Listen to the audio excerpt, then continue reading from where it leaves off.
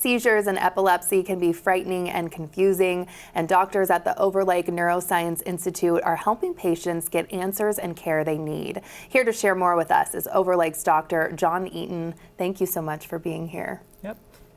Tell us, if you wouldn't mind, about Overlake Neuroscience Institute.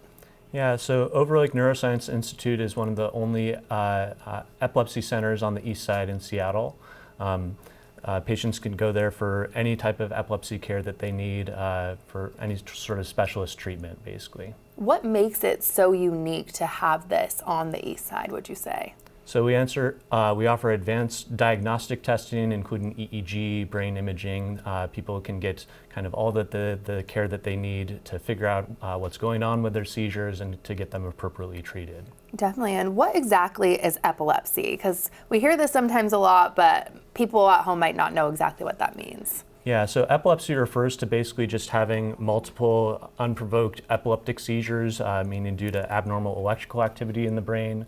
And that's compared to other causes for seizures.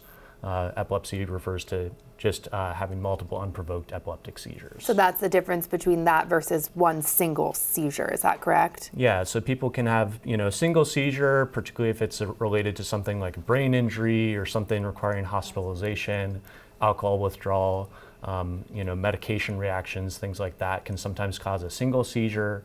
And so it's important to get that figured out as sort of a first step for things. Great information. And what are some seizure warning signs and what can cause them? Yeah, so people can have lots of different types of warning signs before a seizure. Most seizures last 30 seconds to 3 minutes. Sometimes people will have a warning beforehand. The most common type of seizure that people think about is where someone is stiff and shaking all over. It's called a generalized tonic-clonic seizure. But people can have other things like just a weird deja vu feeling.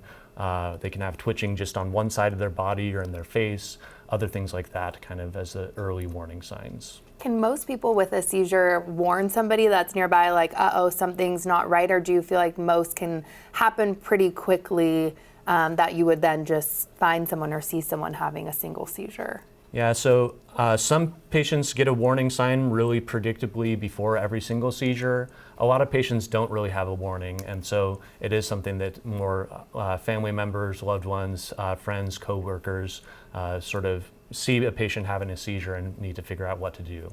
And how do you figure out what type of seizure someone's having? Because this happened to me recently, but you don't always know the right thing to do or what to look for.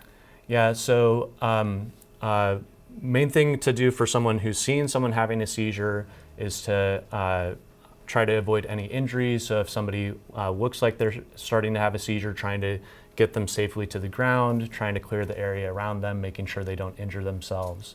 And then in terms of trying to figure out, was this actually a seizure or was it instead something like passing out?